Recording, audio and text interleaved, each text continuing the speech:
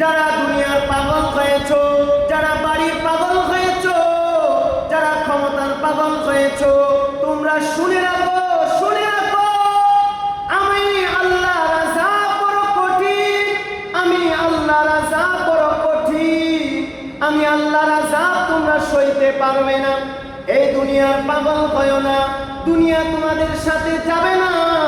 এই দুনিয়ার মামলা যদি রায় হয়ে যায়, মামলার রায়কে কাটানো যায়, আদালতের মধ্যে টাকা দিলে মামলার রায় শেষ হয়ে যায়। দুনিয়ার আদালতে যদি বেজে পড়ো, দুনিয়ার আদালতে যদি আটকে যাও, তাহলে দুনিয়ার আদালত থেকে মুক্তি পাওয়ার তদবির করা যায়। কিন্তু হে দুনিয়ার মানুষ, যদি একমাত্র আমার আদালতের মধ্যে তোমরা ধরা পড়ে যাও, তাহলে কোনোভাবেই আমার আদালত থেকে বাঁচতে পারবে না। এই জন্যই তোমাদের করণীয় হলো তোমাদের আত্মাটাকে পরিশুদ্ধ করে আমি আল্লাহর কাছে আসা। আমি আল্লাহর কাছে তোমাদের আত্মাটাকে পরিশুদ্ধ করে আমার কাছে আসবা। মুহতারাম নাযিরিন, এই দুনিয়ার মানুষ দুনিয়ার পিছনে পড়ে এতই বুলা বলেছে, অথচ আল্লাহ সুবহানাহু ওয়া তাআলা বলেন, হে আমার বান্দা বান্দিরা, তোমাদের মধ্য থেকে যে ব্যক্তিরা একমাত্র আমি আল্লাহর সামনে দাঁড়াতে হবে এই ভয় করে, যে ব্যক্তি দুনিয়ার পাপাচারী থেকে বিরত থাকে, যারা গুনাহের কাজ থেকে বিরত থাকে, যারা আমি আল্লাহরে পাওয়ার জন্য বড় পেরেশানি থাকে, যারা আমার নবীকে আমার রাসূলকে পাওয়ার জন্য বড় আশিক হয়, এমন ব্যক্তিদের জন্য আমি আল্লাহর পক্ষ থেকে সুসংবাদ হলো। আল্লাহ বলেন, ওয়া আম্মা মান খাফা মাকামা রাব্বিহি ওয়া নাহান নাফসা আনিল হাওয়া ফা ইন্নাল জান্নাতা হিয়াল মাওয়া। তবে এই সমস্ত ব্যক্তিদের জন্য আমি আল্লাহর পক্ষ থেকে রয়েছে জান্নাত। যারা একমাত্র আমি আল্লাহর পিছনে ঘুরে, দুনিয়ার পিছনে নয়, আমি আল্লাহর পিছনে ঘুরে আমি আল্লাহর সামনে দাঁড়াতে হবে, এই ভয় যাদের অন্তরের ভিতরে আছে, সেই ভয় নিয়ে যারাই আমি আল্লাহর নিষেধাজ্ঞাগুলি মেনে চলে পাপ কাজ থেকে ফিরে থাকে, এদের জন্য আমি আল্লাহ ওয়াদা করলাম, তাদের জন্য নিশ্চয় অবশ্যই তাদের জন্য জান্নাত রয়েছে, তাদের জন্য জান্নাত রয়েছে। মুহতারাম নাযিরিন,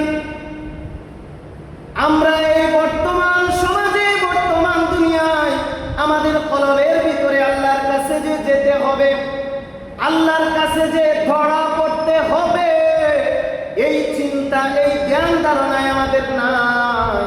অথচ কবর আমাদেরকে, মানুষ পরকালে যত ঘাটির সম্মুখীন হবে, সব চাইতে সর্বপ্রথম ঘাটি হলো কবর। সেই কবর আমাদেরকে ডাকতে থাকে, সেই কবর আমাদেরকে ডাকতে থাকে, সব সময় বলতে থাকে, হে বনি আদম, আমি কবর হলাম, আনা বাইতুল যুলমা, আনা বাইতুল ওয়াহদা, আনা বাইতুল ওয়াহদা।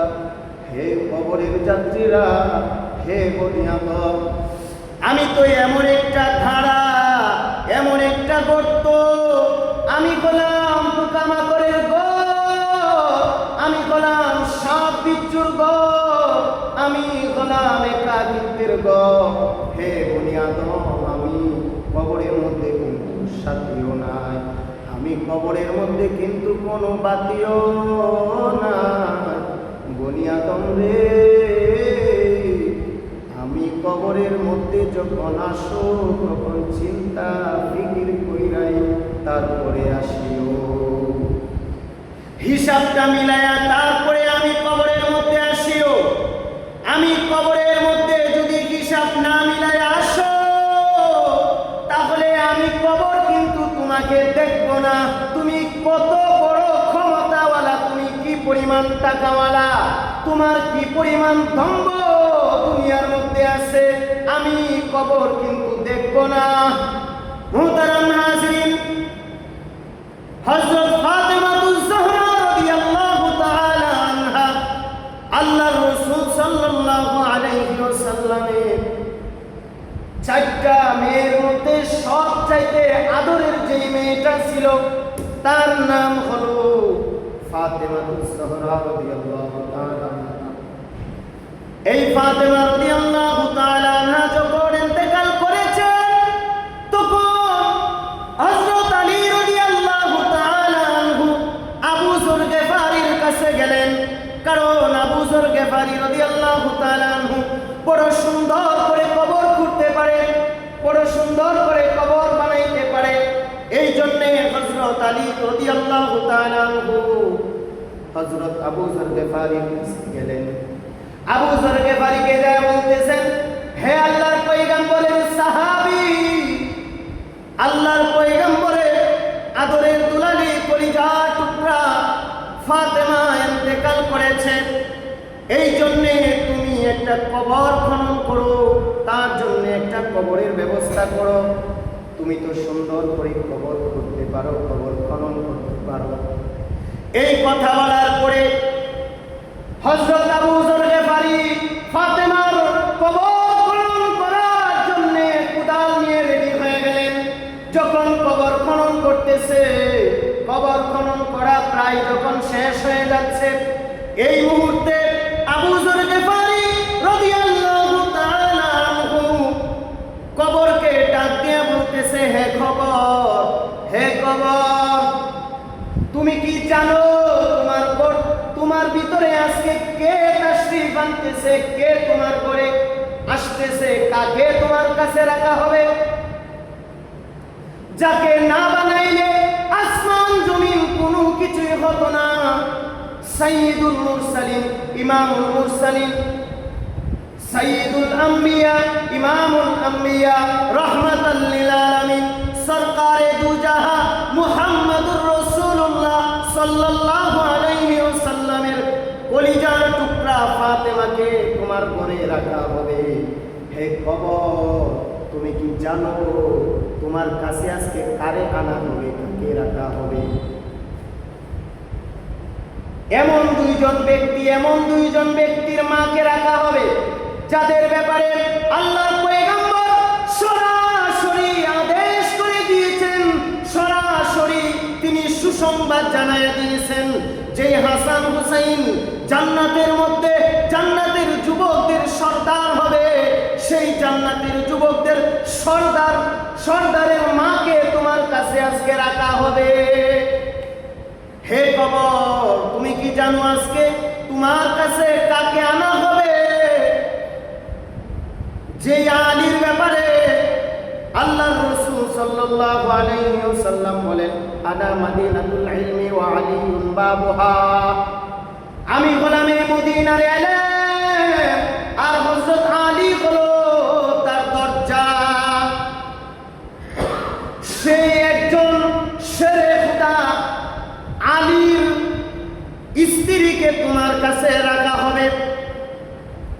আমার যুবক ভাইরা, বৃদ্ধ বাবারা, এই কথা যখন আবু যর গিফারী রাদিয়াল্লাহু তাআলা আনহু কবরের সামনে পেশ করলেন, তখন সাথে সাথে কবরের জবান খুলে গেল।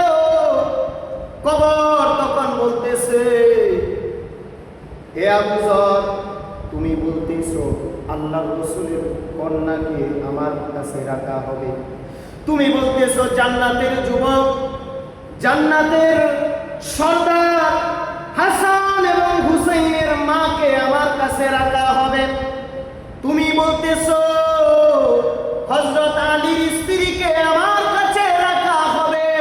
হে আবু যর, আমি কার সন্তান, কার কন্যা, কার মা, কার স্ত্রী আমি কিছুই চিনি না।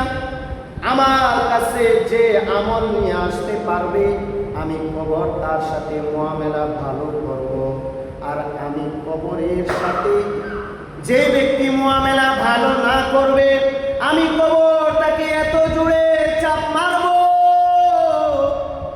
এই চাপের কারণে পাঁজরের এক পাশের হাড়গুলো অন্য পাঁজরের ভিতরে ঢুকে যাবে।